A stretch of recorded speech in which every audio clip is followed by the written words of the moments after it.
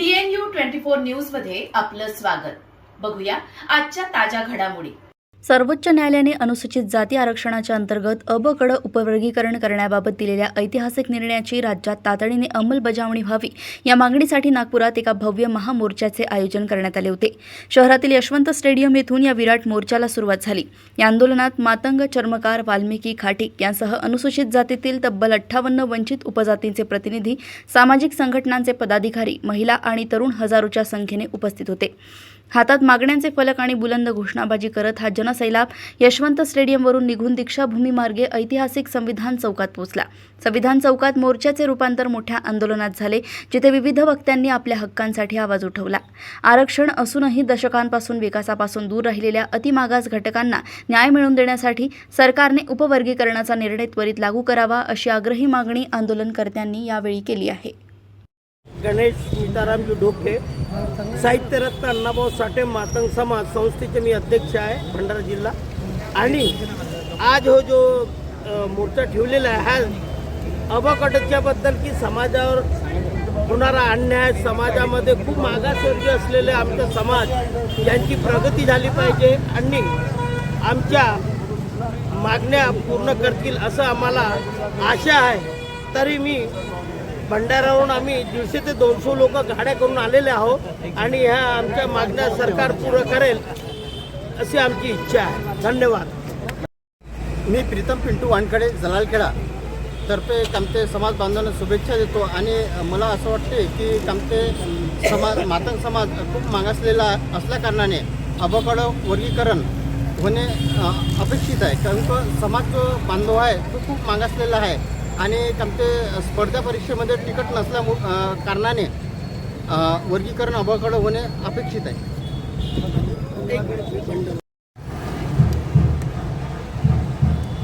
भाऊ, आज 30 तारीख भव्य मोर्चाचं आयोजन संघटनेकडून आपल्या आयोजक कडून केलेलं आहे। काय सांगाल, काय मुद्दा आहे आणि काय मागणी आहे? माझं नाव गुरुदास बावणे, मी सामाजिक कार्यकर्ता आहे आणि आज आमचा मोर्चा अबकड आरक्षणाच्या उपवर्गीकरणासाठी हा आम्ही आज मोर्चाचं या ठिकाणी भव्य आयोजन केलं आहे। आणि या ठिकाणी पूर्ण विदर्भातून सर्व समाज बांधव, मागासवर्गीय 58 जातीतले सगळे समाज बांधव या ठिकाणी आज मोर्चाकरिता आलेले आहे। आणि महाराष्ट्र सरकारला आम्हाला या मोर्चाच्या माध्यमातून त्यांना ताकद दाखवायची आहे की आमच्या मागासवर्गीयांना खरोखर आज आरक्षणाची गरज आहे। त्याकरिता आम्ही आजच्या या मोर्चाचं आयोजन केलं आहे। अबकड जे आरक्षण आहे त्यासाठी काय आपलं पाऊल आहे सामोरं? अबकड आरक्षण हे 1 ऑगस्ट 2024 रोजी सुप्रीम कोर्टाने आदेश जाहीर केला आणि त्यानंतर महाराष्ट्र सरकारला या आरक्षणासाठी जाहीर करावं बा अशी सुप्रीम कोर्टाची भूमिका होती। परंतु महाराष्ट्र सरकारने अजूनपर्यंत हे आरक्षण जाहीर केलं नाही। त्याकरिता महाराष्ट्र सरकारला वारंवार आम्ही जाणीव करून देण्याकरिता या मोर्चाचे आयोजन करत आहोत। जर मागणी पूर्ण झाली नाही तर याच्यानंतर आपलं काय पाऊल राहणार समोर? मागणी आमची जरूर मुख्यमंत्री साहेब पूर्ण करण अशी आम्हाला 100% खात्री आहे। आणि जर यावेळेस सुद्धा मागणी पूर्ण झाली नाही तर भव्य दिव्य ताकदीने पूर्ण महाराष्ट्रातील मातंग समाज आणि गारुडी समाज, भटक्या जाती, चर्मकार समाज, भोल्लार समाज, खाटीक समाज, भंगी समाज हा सगळा एक आक्रोशाने सर्व लोक येऊन ह्या पुन्हा मोर्चाला या ठिकाणी सुरुवात होईल। वंचित जे आहे समाज आहे त्यांच्यासाठी काय पाऊल राहणार असं? वंचित घटकातला जो समाज आहे या वंचित घटकातल्या समाजाकरिताच या वर्गीकरण गरजेचं आहे। त्याकरिताच हा मोर्चा आहे। जो मागं पडलेला समाज आहे आणि 59 जातीपैकी 58 ज्या जाती आहे या 58 जाती अतिमागासवर्गीय आहे आणि या सगळ्या जातींना आरक्षणाची गरज आहे, जेणेकरून शाहू महाराजांचं स्वप्न पूर्ण होईल, डॉक्टर बाबासाहेब आंबेडकरांचं स्वप्न पूर्ण होईल, छत्रपती शिवाजी महाराजांचं स्वप्न पूर्ण होईल।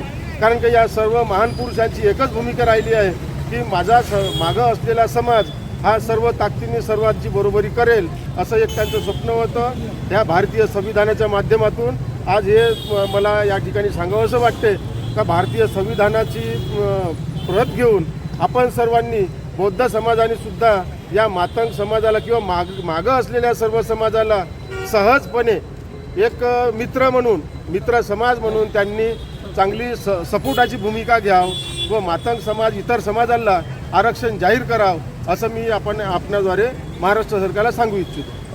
यशवंत स्टेडियममधून हा मोर्चा निघालेला आहे संविधान चौकापर्यंत, काय तिथं भूमिका असेल? यशवंत स्टेडियममधून हा मोर्चा निघाला आहे आणि हा मोर्चा आमच्या संविधान चौकामध्ये आता पोहोचणार आहे.